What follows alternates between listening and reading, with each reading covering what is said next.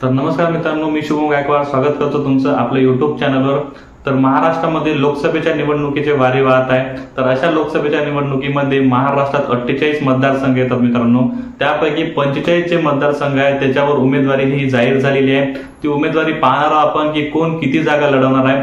तर महायुतीमध्ये भाजपा जी आहे ती 45 पैकी आता 26 जागा ज्या आहेत त्यांनी त्यांचे उमेदवार जाहीर केलेले आहे आणि शिंदे जो गट आहे त्यांनी 14 जागेवर आपली उमेदवारी जाहीर केलेली आहे आणि अजित पवार गटला 5 जागा देण्यात आलेल्या आहे। अजून 3 जागा आहेत त्याच्यावर उमेदवारी जी आहे ती अजून जाहीर झालेली नाही आहे। त्यामध्ये पालघर, औरंगाबाद आणि मध्य मुंबई हे 3 मतदारसंघ जे आहेत त्यांच्यावर अजून उमेदवारी जाहीर झाली नाही। तर शिंदे गटाने अशी घोषणा केली होती की त्यांनी 48 पैकी जे आहे ते 16 जागा लढवणार आहे। त्याच्यापैकी 14 जागा त्यांना मिळालेल्या आहे, अजून 2 जागा त्यांनी घेण्याच्या प्रयत्नात आहे आणि बीजेपी यांनी आतापर्यंत 26 जागावर आपले उमेदवार उभे केलेले आहेत। त्यापैकी रत्नागिरी आणि सिंधुदुर्ग याच्यावर जी आहे ती आतापर्यंत उमेदवारी जाहीर झालेली नव्हती, पण नारायण राणे यांना बीजेपीने रत्नागिरी आणि सिंधुदुर्ग मध्ये उमेदवारी दिलेली आहे।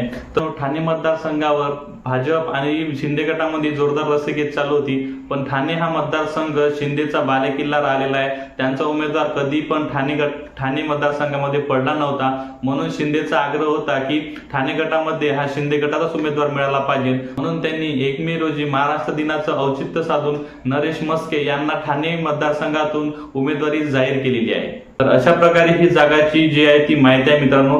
3 जागा जाहीर झाल्यावर आपण तो व्हिडिओ पूर्ण घेऊन येणारच आहोत। तर तेव्हा आपण सांगणार आहोत की 48 पैकी कोण किती जागा लढवणार आणि कोणाला किती जागा मिळणार आहे। तर ही माहिती तुम्हाला कशी वाटली आणि तुम्हाला माहित होतं का की कोण किती जागा लढवणार आहे?